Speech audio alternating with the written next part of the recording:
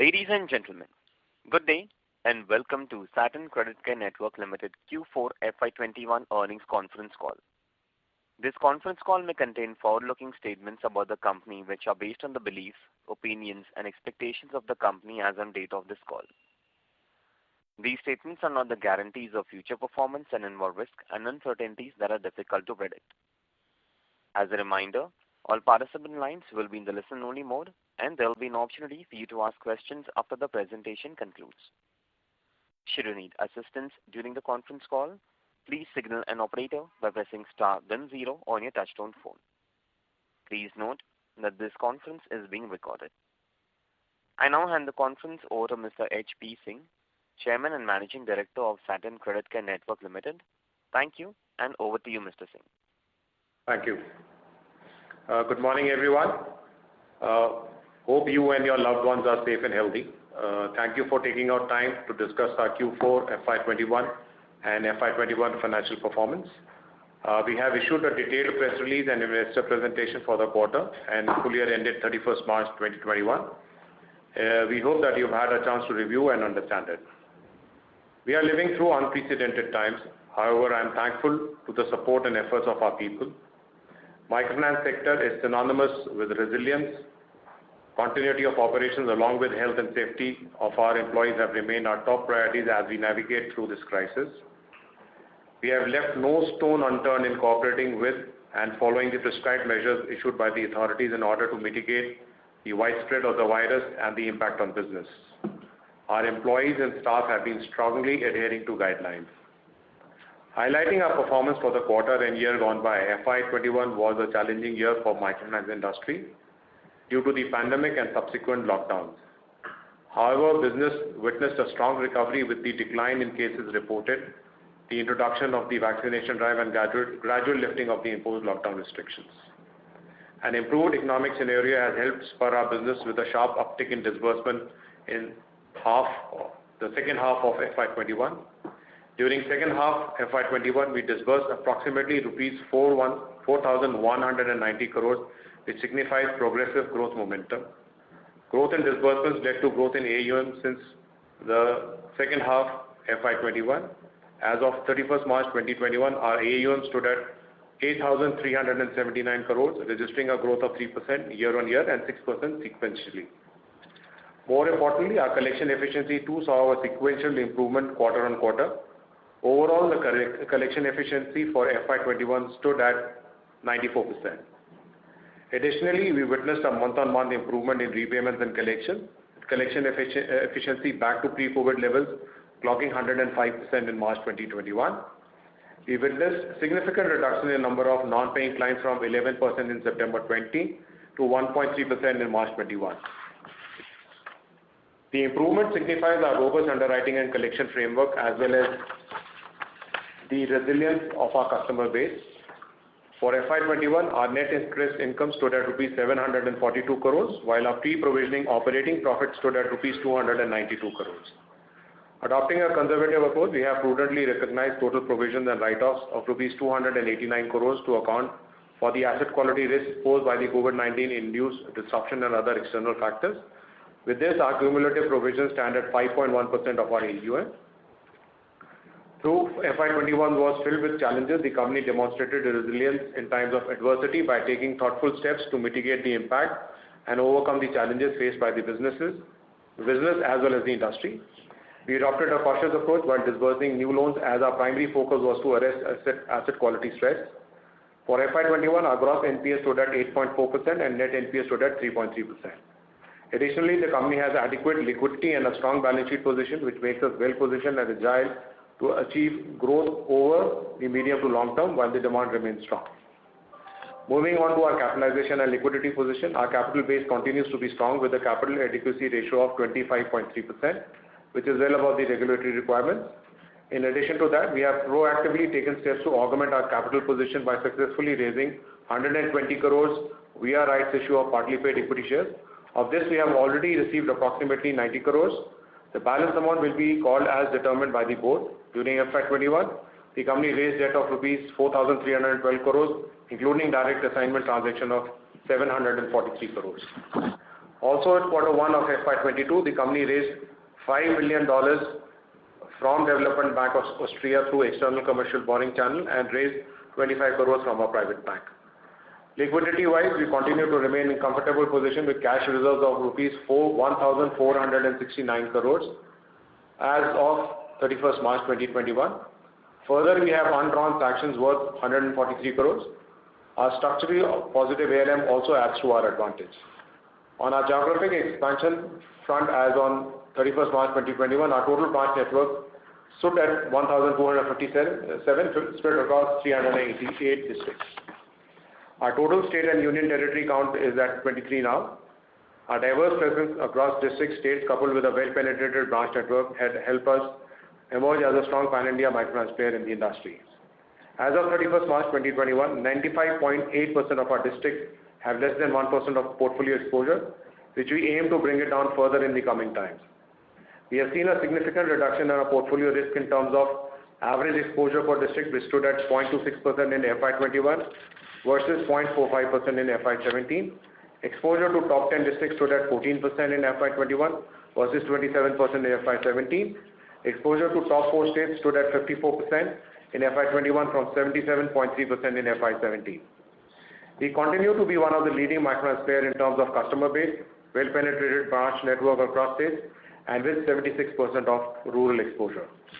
Our well-thought diversification has helped us sail through these unprecedented times and leverage our idea of cross-selling products. In FY21, we have been able to disburse close to 67 crores under the product financing category, which includes loans for bicycles, solar products, home appliances, consumer durables, and water and sanitation. Considering the surge in cases in April 2021 with the advent of the second wave of the pandemic, we expect the statewide lockdown to influence the quarter 1 FY22 performance. With collection officers finding it difficult reaching out to customers, we have already witnessed a marginal drop in collection efficiency for the month of April 2021, which stood at 93%. Greater the adversity, bigger the opportunity. Given the nature of this pandemic, opportunities are immense to cope with the challenge of cash collection, driving financial inclusion and boosting cashless transaction. SCNL has made loan repayments more seamless for its customer by introducing UPI AutoPay. SCNL is the first player in the microfinance segment enabling customers to repay their loan via a UPI platform. We have also facilitated a digital ecosystem across all our branches in India, and our efforts will enable us to improve our collection efficiency in the coming quarters and transform Satin into a digital-focused financial institution. As of 31st March 2021, our cashless collection stood at 8%, while we have successfully implemented 100% cashless disbursement across all our branches. Now to give you a quick update on the performance of our subsidiaries, through which we are looking forward to growing our secured lending portfolio. Satin Housing Finance Limited has 2 successive profitable quarters despite challenging business environment. PAT for FY21 stood at 1.4 crores. Our book comprises of affordable housing at 79% and LAP at 21%. AUM stands at 226 crores and disbursement for FY21 stood at 118 crores. Equity infusion worth 15 crores done during FY21. CRAR stood at 90.2% and SHFL has credit rating of CARE BBB stable with 0 delinquency. SHFL witnessed an AUM growth of 63% for FY21, which is impressive in the current business environment. Satin Finserv has 2 consecutive profitable years with PAT of 4.8 crores for FY21. SFL's AUM stands at 131 crores. The total net worth stands at 107 crores. CRAR for Q4 FY21 is 81.4%. SFL is operational in 8 states with 15 branches and 1,725 active loan clients. SFL had an AUM growth of 18% of FY21 and has credit rating of CARE BBB- stable. Our AUM under business correspondence services offered by Taraashna Financial Limited has increased to 748 crores. As of 31st March 2021, the company operates in 7 states through 217 branches. The company has more than 3.9 lakh active loans currently. The company added 2 new partners for business correspondence and started sourcing loans under Nai Roshni for SCNL as well as SFL. Altogether, the contribution of our non-MFI lending portfolio has increased to 8% of the total AUM, in line with the company's endeavor to diversify risk while achieving a better product mix to achieve the next leg of growth. Our long-term endeavor remains to achieve a significant contribution from our secured lending portfolio in the coming years. Going forward, we believe that there will be a pickup in consumption as the curve flattens, vaccination rate improves, and the local restrictions start to ease out, which should build a positive momentum for us as well as the entire industry. On that positive note, I would like to open the floor for questions. Thank you. Thank you very much. We will now begin the question and answer session. Anyone who wishes to ask a question may press star and one on their touchtone telephone. If you wish to remove yourself from the question queue, you may press star and two. Participants are requested to use handsets while asking a question. Ladies and gentlemen, we will wait for a moment while the question queue assembles. Participants, you may press star and one to ask a question.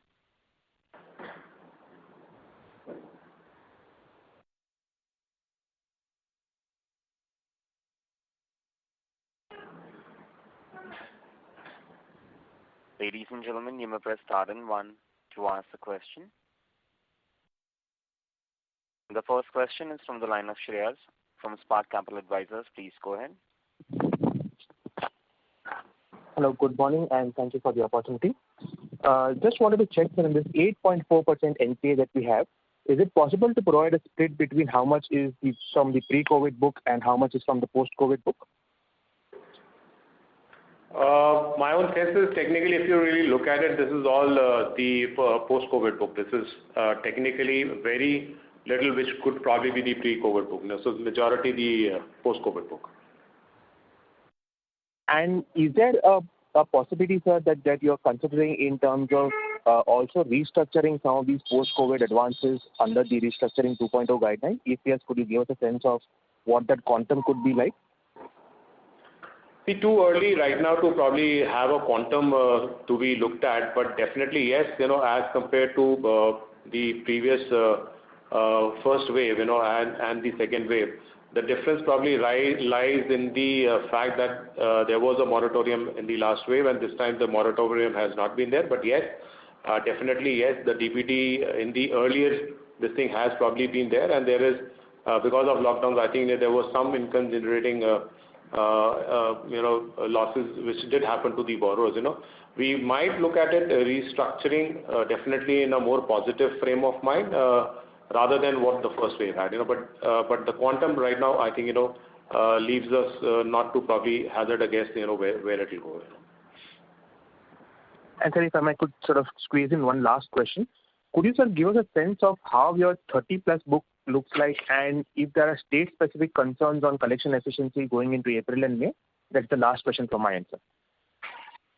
Technically, 30+ is also not very significant in terms because the lockdown, if you really look at it, probably had 1 month, complete lockdown, and I would say some states definitely did had a 1.5 month lockdown, but in fact, whenever curfew used to eat, we were able to do some collections or that lot, So my own, thought process and the way it is, 30+ would probably be significantly less than what probably 1 to 30 will probably carry on,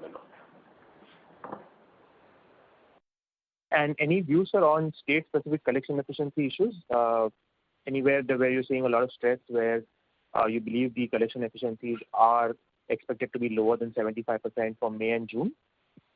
Shreyas, you'll have to probably not look at this as probably a stress scenario. You have to look this from a lockdown scenario.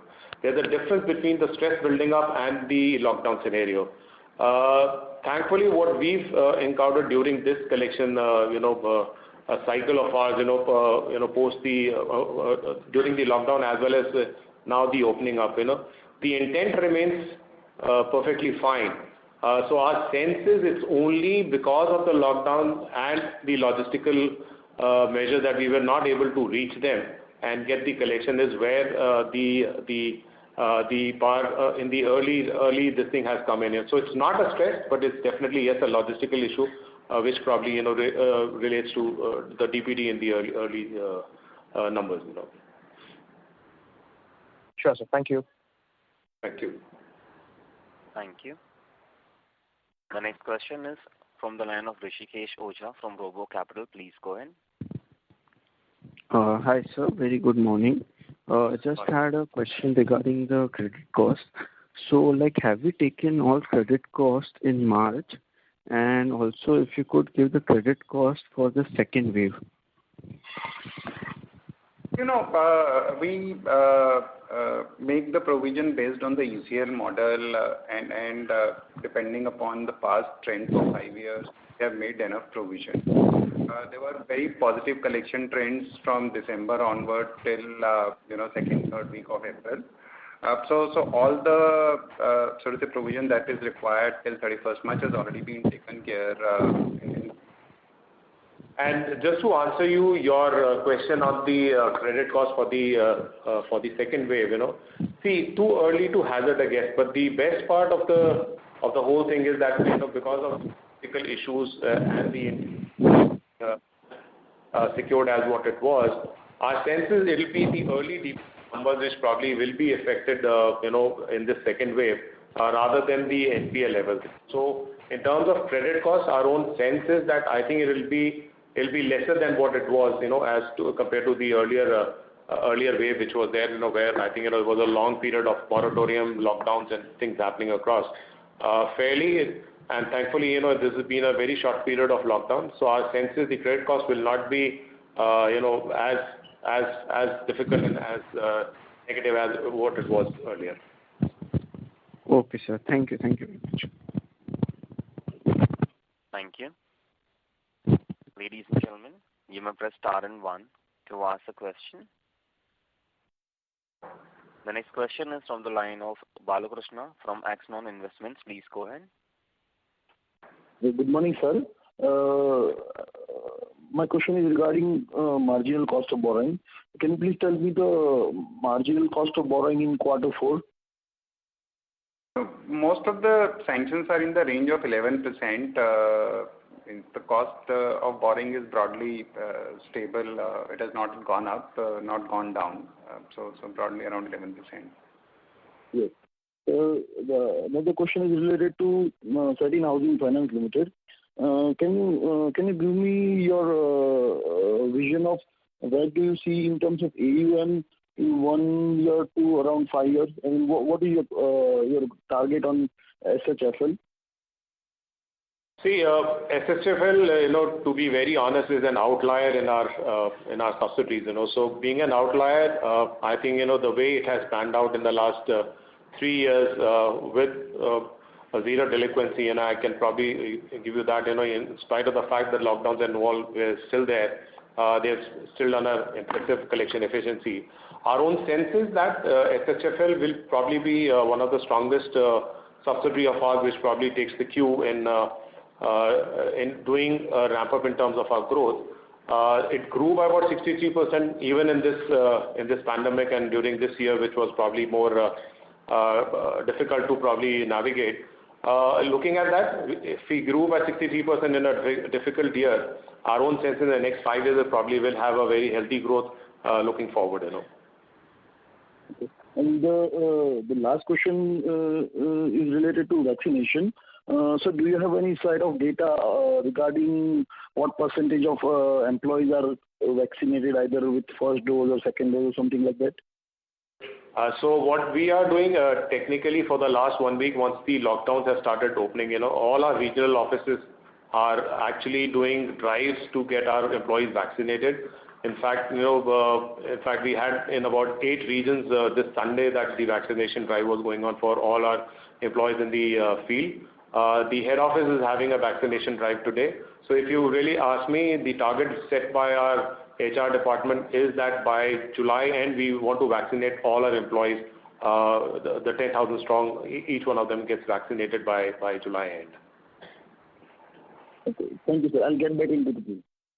Thank you so much. Thank you. Participants, you may press star and 1 to ask the question. The next question is from the line of Vishal Rampuria from JB Capital Markets. Please go ahead. Good morning, Mr. Singh and Jugal. So I've got 2 questions to ask you. One is that past 2-3 years, Satin has taken a lot of steps to improve the process and the technology usage. So can you help us understand where we are in terms of those processes? Are we getting the required benefits? What was envisaged when those things were rolled out or started with? This is the first question to start with. Yeah. So Vishal, I probably cannot have a direct, correlation with the operating cost, which probably has come down because, I think if I do that right now, based on technology, I probably will not be giving you a very honest answer to it because there was lockdowns, there was, probably, dip in the expenses as compared to what it was, just a simple factor that travel being restricted. I think, if you really look at the expenses, it won't be there, but definitely yes. Still, the fact was that the operating cost did go down by about 1%, with us, But having said that, I think, Vishal, what we are as an endeavor doing it in Satin is that we do rejig our processes compared to what the environment actually means, And the environment, not to say the least, has probably been very challenging at every point of time, So you have to really, change your tack, every 6 months, the way it is going on. Having said that, definitely yes, the thing which I said earlier that we are probably the only institution to get into UPI 2, but the process really works in a longer run, to look at. But the benefits start arising maybe in a shorter spurt, year on year. But yes, we are very definitely looking at digitizing completely our operations as well as, digitizing our process. It's a thing which keeps on happening across this thing. It will definitely, yes, at some point of time lead to more optimum efficiency as well as, maybe a clear cut, not increase in the operating cost or maybe a decrease in the operating cost. No, so I understand your point that last year was difficult year because of COVID and a lot of cost metrics completely went into haywire. So forget about the cost metrics. I'm only asking you about the operational efficiency, which was the key reason why Satin went into change in your process, investment in your technologies. Are you seeing improvement in your operating efficiency, whatever be the key parameters which you would have set out for yourself, for the company? Are you seeing improvement there or not? That's the key question to understand. Vishal, we are seeing an improvement. That is the reason why I said. But you cannot technically, look at the year gone by with the year which was previous to that. There's a difference. So this is what I said. Now, technically, if you really ask me today, the whole spurt is on collection efficiencies as well as collection metrics.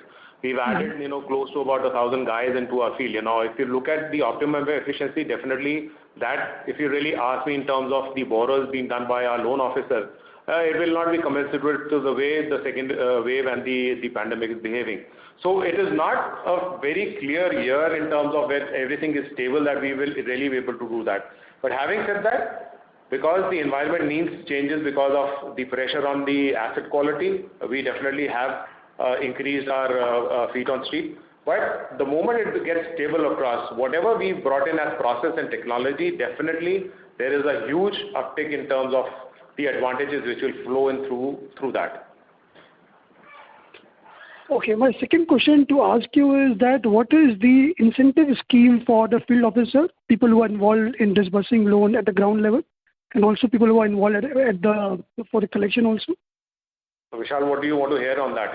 Incentive schemes are not based on disbursements or anything. It is based on definitely the number of borrowers serviced as well as it is based on the asset quality. So that is where portfolio quality, where the incentive scheme works for the field employees. And last thing is that in the last quarter gone by, the operating expense ratio has increased to 6.37 as shown in your PPT. Any one-off expense to call out in this quarter? As I said earlier, we've added more feet on street because the stress in the asset quality is there, and to reach out to each and every borrower and look at and motivate them to get back into the collection efficiency mode as well as to get their collection. That is why the feet on street has been increased, and that is one of the main reasons why there is a slight spurt in terms of the operating cost. So you are saying that more expense is coming because of the investment in the recovery team. Okay. Yes. Okay. So one last question to ask you. Yeah, one last question is on the non-paying customer. So this non-paying customer 1.5% as on March, does it also include your off-book also? No, this is on book. So what would be the number including the off-book? I don't have a clear number basically, but off-book technically for us is DA, which is there. As you very well know, DA is not our technically our book and our portfolio. So we have the numbers, but I think we can probably provide you offline. The off-book numbers also. Okay. Thank you so much. Thank you so much. Thank you. The next question is from the line of Rishabh Bhatia from CIAT. Please go ahead. Good morning. My question pertains to a comment wherein you mentioned that the stress is mostly due to collection and inability to collect and less due to the intent. I'm wondering how much of a role rural monsoon, third year running rural monsoon would have in aiding your ability to collect, not just from the collection point of view, but also from the ability to pay. And does the current COVID scare in rural India significantly affect the ability to pay in terms of creditworthiness? So let me answer on the monsoon first. So as per the current way, I think the projections are being made, the monsoons are going to be normal, which augurs well for the ability for the customer to really repay, since we operate in about 76% in the rural economy. So that is a positive sign which is there. The second is the scare of the second wave. The scare of the second wave probably has died down to a large extent also in the COVID, since the numbers, if you look at even the urban space, have been going down drastically. Similarly, the way the states have unlocked and things are opening up, the scare which was there in the larger part of May, I think is not there once the lockdown has happened. Definitely, yes, we are looking at, and the improvement is happening in the last 1 week or so, 2 weeks or so, once the lockdowns are eased out, and we're looking at far more positive impact on the collection efficiency also going forward. So the creditworthiness is not significantly affected, and even if it is, it could be repaired by a good monsoon or the proceeds of a good monsoon. Yes, we technically also hope so. Thank you. Thank you. Thank you. The next question is from the line of Sharvesh Gupta from Maximal Capital. Please go ahead. Good morning, sir, and thanks for taking my question. So first question is on the credit cost, we have roughly provided for around 4% of the consolidated book. What were the write-offs in this year, sir? Just close to about 150 crore or so value terms. Roughly half is write-off, half is credit cost provisioning. So this 300 odd crore is inclusive of that write-offs that 300 crore is... That is over and above the... Yeah, that is over and above. That is a provision lying in the balance sheet. Yeah, so 450 crores in total, right?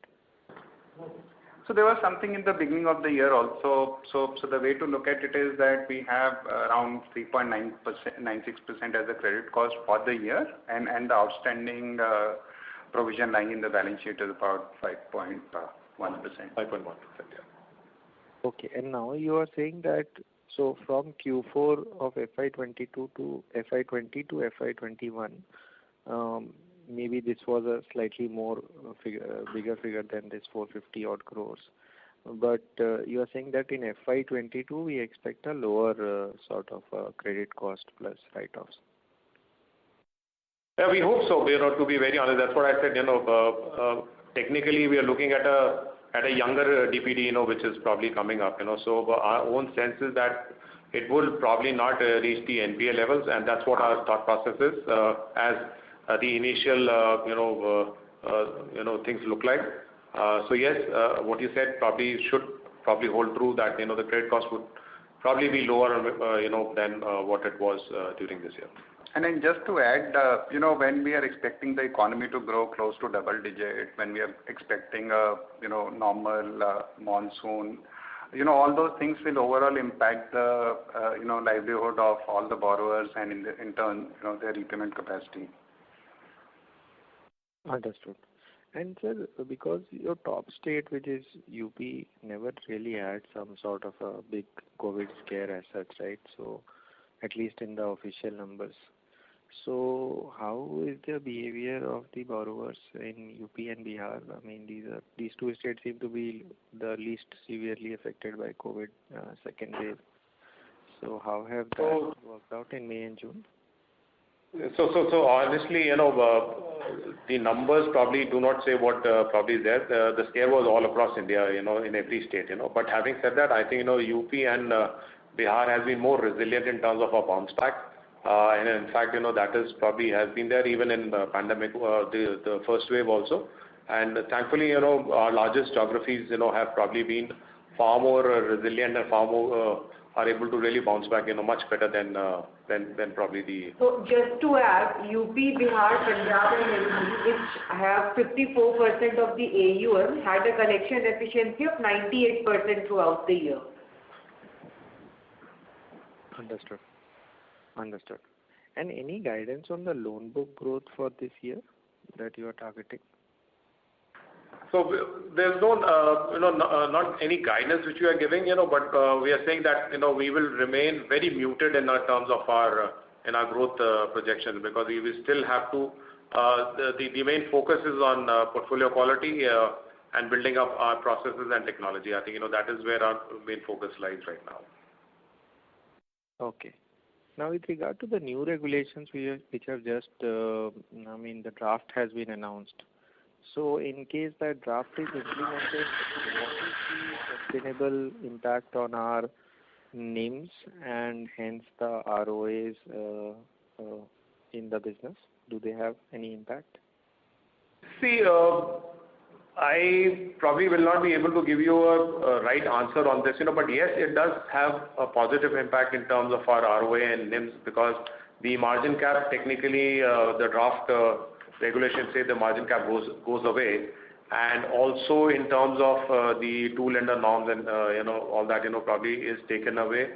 So it becomes a level playing field even for the NBFC MFI to operate in this segment, which earlier was probably more skewed towards the banks and the other institutions. So my sense is, I can't hazard a guess, but yes, it will be a positive impact on the ROAs as well as the NIMs. Understood, sir. Thank you, sir, and all the best for the coming quarters. Thank you so much. Thank you. The next question is from the line of Nidesh Jain from Investec India. Please go ahead. Thanks for the opportunity, sir. Can you share some more data in terms of asset quality in the microfinance segment as of March 21 in terms of PAR 30, PAR 60 data, if you can share that? I will first like to disclose that to the stock exchange.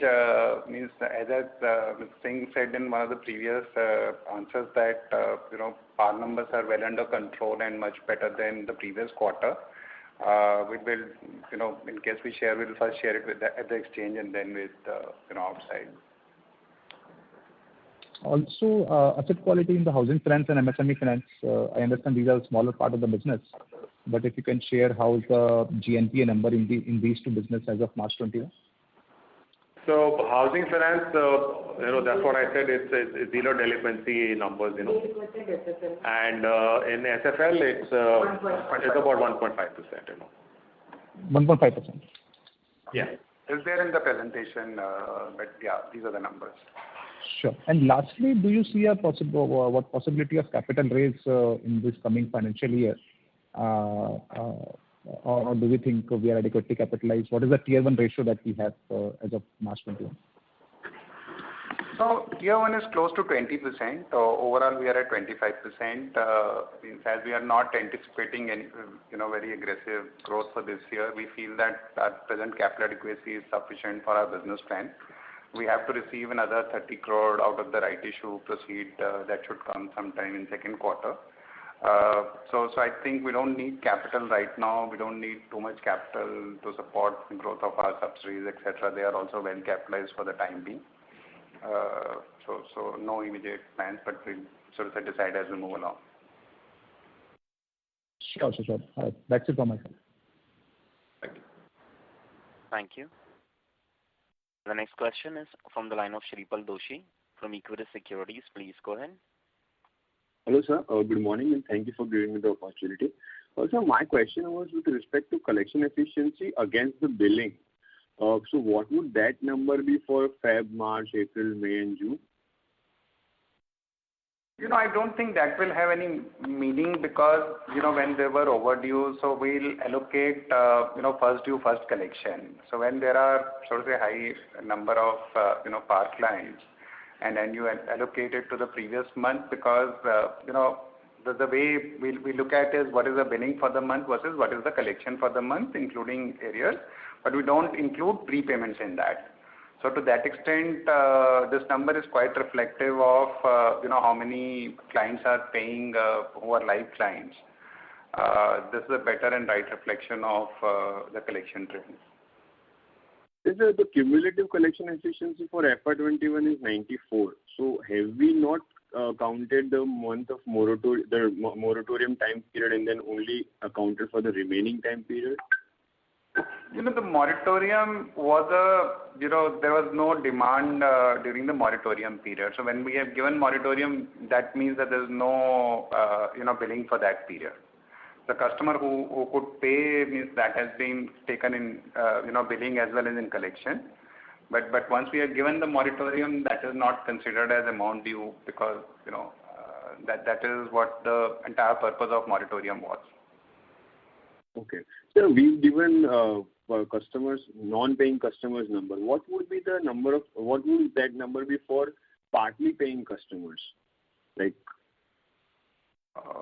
So we have given that number last month, last quarter, as so to say we have 105% collection for the month of March.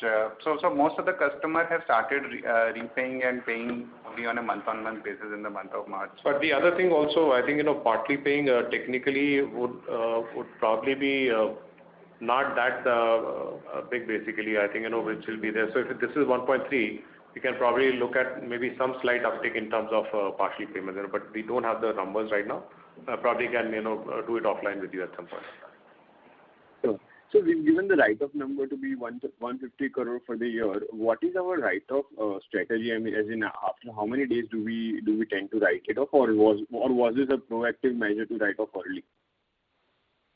So, we continue to keep making effort till the time, we decide that the cost of recovery is, more than the recovery itself. We continue to keep making effort and we have collected around 13 crore out of the write-off amount. So we normally write off it from the books when it is 480 days plus, but make adequate ECL based on our trends, etc. Okay, 480 DPD is the write-off. Okay, got it. And sir, just on the other businesses like housing and the SME business. So what is the, I mean, I know earlier participant also asked, but what is the thought process on the after say at 2025 sort of a number wherein what kind of a AUM number you're looking at and what kind of ROE businesses are these going to be like? And in future, do we plan to split these businesses into a separate entity, like, separately list it or sell it off? So just give some, if you can just give some color on those lines. See, we are building it up, to be very honest, and, right now, if I hazard any guess, I think it'll probably be too speculative to look at it. But the thought process is, since both these businesses are profitable right now for us, in its inception, I think, we are looking at maybe a significant growth in both these portfolios as well as the companies, How things pan out, definitely yes, but I can just probably hazard one statement to you is that yes, we would look at monetizing both the subsidiaries of ours at a certain point of time. That is what our thought process is.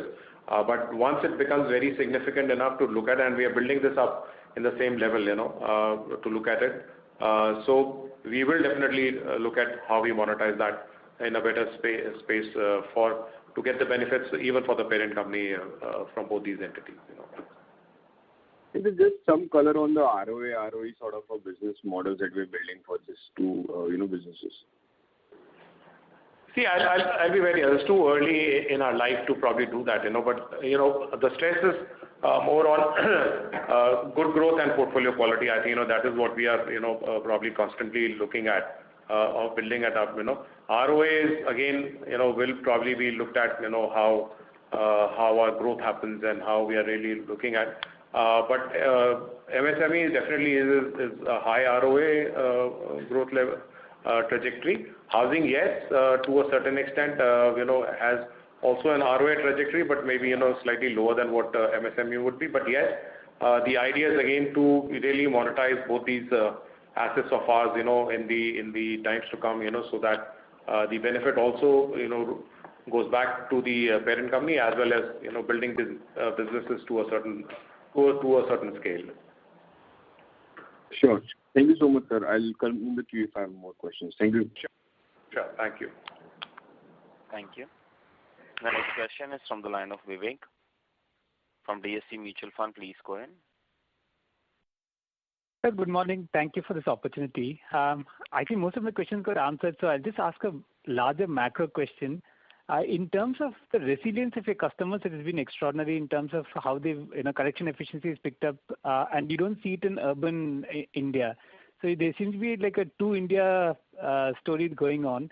So could you please just, spend a couple of minutes to explain the macro part of the story, how, what gives you the confidence the customers will come back so strongly because they already have? That's my question, sir. Thank you. See, if I give you a prelude into the first wave, when it was 4 months of complete moratorium and not being there, in fact our thought process was also that once you've not been there in touch with your customers, and it's a high touch point game, that there will be challenges in terms of the collection efficiency bouncing back, but rightfully and thankfully it did. Similarly, what we feel even now, since the biggest part of microfinance is the high touch mechanism of a customer, and we do bi-weekly collection. Our sense is that once you are able to motivate, meet the customer, look at the levels of bringing him back into the system of collection efficiency as well as the credit bureau and all related aspects to it, I believe the factors are probably far more positive to get a better rate of collection efficiency and lower credit cost. But definitely yes, the installments are less as compared to probably the way it pans out in terms of the higher ticket size loan. My own sense is all these factors put together, rural, normal monsoons, all these factors, which bunched together, give us probably that confidence that yes, whatever happens, and we've been seeing from demonetization onwards, so it's not been any year which has been a lull, demonetization, then the pandemic for 2 years in a row, so 3 out of 5 or 4 out of 5 years have probably just been that, but still the resilience of the customers to come back and be there in the system is probably noteworthy to look at the portfolio quality in that context. Since you've had many years of experience, would it be fair to say that their steadiness of cash flows has improved over a period of time, in the sense that there's not just a borrowing pattern, but the income streams, it's become larger, more steady compared to the past, or is it still very volatile?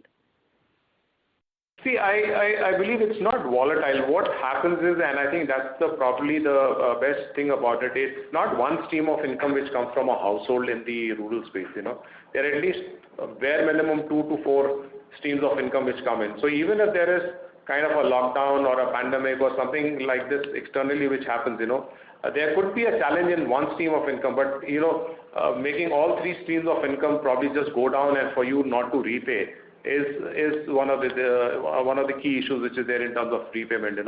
I can't say about the intent issue, but definitely yes, that is something which is probably not factored in the cash flows which probably work. But yes, definitely yes, the cash flows do bolster up in terms of 3 or 4 streams of income for the household, that the collection efficiency keeps on happening the way it is. Sir, thank you very much and good luck. Thank you. Thank you. The next question is from the line of Amit from Aditya Birla Capital Limited. Please go ahead.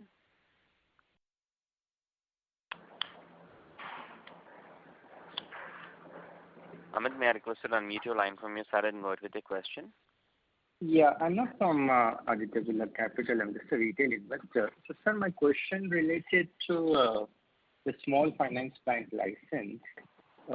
Just if you can throw some light on that. In the past, I think the group had indicated it will be open to going for that license. So just wanted to get some color on A, the interest, and B, the timing. Yeah. See, again, I can't give you anything on this. Right now, the efforts and everything is on collection efficiency and asset quality. I think, for us, maybe the next 6 months or a year are cut out to look at all this. I can't give you any concrete thought process of what we are looking at in terms of SFB or any kind of this thing. Right now, fully concentrated on looking at this. So maybe when the opportune time comes, I think, we might take a look, but nothing as of right now. Sure, sir. That's from my side. Thank you. Thank you. The next question is from the line of Dheeraj Sachdev from Roha Asset Managers. Please go ahead. Yeah, good morning and hi team. First of all, good that you all have created enough buffer or capital adequacy provision in tough times. So good. My question pertains to what is the average yield on different assets across different segments? If you can just give me some sense on that. So, when we are pricing our product, we maintain the 10% margin. So our cost of fund is around, 11, and then including.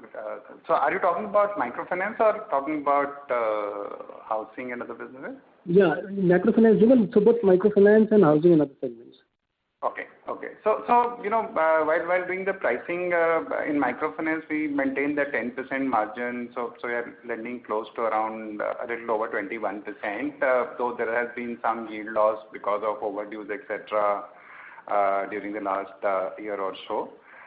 In terms of housing, a blended yield is close to around 14.5%, and SME, we broadly lend at 22-23%. Okay. And within housing, though it's still small subsidiary, but how much is retail and how much is non-retail? So everything, 100% is a very, very granular retail book with, a good mix of salaried, non-salaried.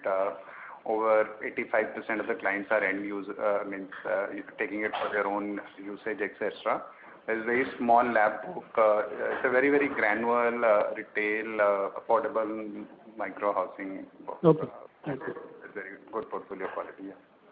Fine. But the other thing is, when you look at the presentation, I think the number of customers in microfinance has reduced over the last 3-4 years or so, from 35 to about 30 lakhs.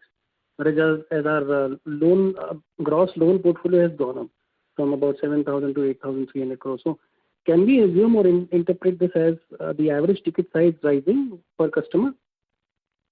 So this is mainly related to the inflation which is there. So technically, the inflation cost takes care of the thing. But it's broadly remained in the range of about 32,000 rupees odd. And majority for the last couple of years, we are looking at repeat customers largely rather than acquiring new customers. So that is where you'll see probably a dip. So there could be still some dropouts happening across. That's the reason why I think there's a slight dip. And I don't think that was 35 at any point. I think the highest we went was up till about 32 lakh customers, which is now down to about 29 and a half odd. Okay. But we can't interpret this as the average ticket has gone up. They are more seasoned book from the new book that we made. Yeah, it's more of a seasoned book, more repeat customers coming in. A slight uptick in terms of the average ticket size. Okay. And third is, we mentioned about the collection on a digital or UPI platform. How much of the disbursements is also online completely instead of loan officers physically doing the KYC, etc. So I'm talking about not only just disbursement, but also the online KYC, everything online without having a face of the customer. Is there anything in the system? Yeah. The disbursements are completely online, straight to their bank accounts. KYC also, we do a centralized shared service, this thing where KYCs are, digitally mapped with the Election Commission's website, it's on there. I would say probably, the maximum part is all digital, in terms of this thing, except for the fact that yes, the loan officer does have to bring in the borrower and they have to bring in documents. We are trying to also do a lot of system checks in that, where we are able to build up, completely digital mapping of KYC as well as, collection. But still some time away, where we are able to do e-KYCs and all, I think we are not technically allowed to do e-KYCs and all, but the moment that comes through, I think we are technologically fully compliant to address and do that. Okay, fine. Thanks, Mr. Singh and team, and all the best to you. Thank you so much. Thank you.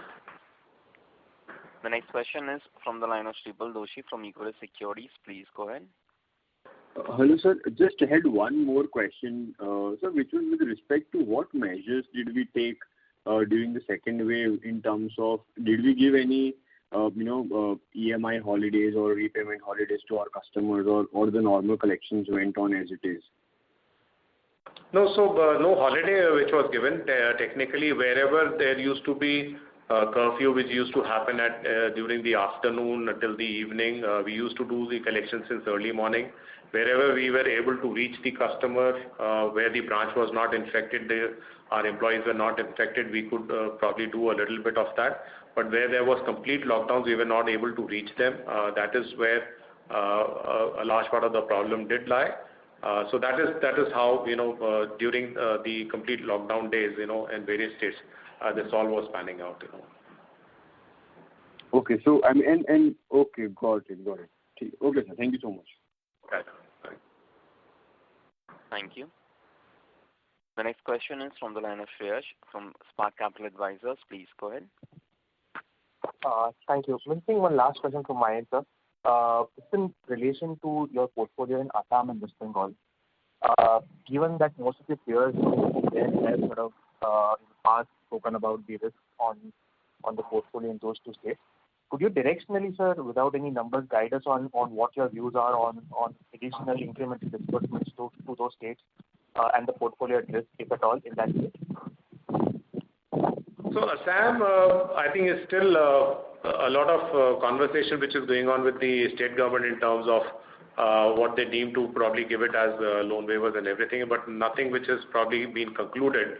And our sense is, I think the impact will probably be, our own senses will not be that big in terms of where it probably go, and we've provided a lot of it, in our balance sheet. Having said that, there is no disbursement right now which is taking place. In fact, the disbursements have stopped in Assam since the last, my sense is about 6 months or 6 to 8 months. It has probably been stopped over there. So that is where Assam stands. West Bengal, because of lockdown, it's still going on. The thing is there, we've done sufficient ECL for that, but nothing which probably gives us a right of concern in technically West Bengal. But yes, Assam, we're just waiting for the state government measures to probably come in terms of the bill and the loan waiver which they talk about. So we'll see once that thing come in. And a large part of our Assam portfolio is also under assignment, so that is one factor which we are also looking at maybe in a positive frame of mind. Thank you, sir. Thank you. Thank you very much. Ladies and gentlemen, that will be the last question for today. I will now hand the conference over to the management for closing comments. Yeah. Hi, good morning, everyone, and thank you for taking out time and coming to attend our call to this morning. I hope we've been able to address all your queries. For any further information, please get in touch with me. My name is Aditi and I head the Investor Relations for Satin Creditcare. You can also get in touch with Strategic Growth Advisors or SGA, who are our IR advisors. And I would like to again take this opportunity to thank everyone for joining the call. And I'm sure we'll weather this crisis together and emerge stronger. I wish everyone a great health. Thank you. Bye-bye. Thank you very much. On behalf of Saturn Creditcare Network Limited, that concludes this conference. Thank you for joining us. You may now disconnect your lines. Thank you.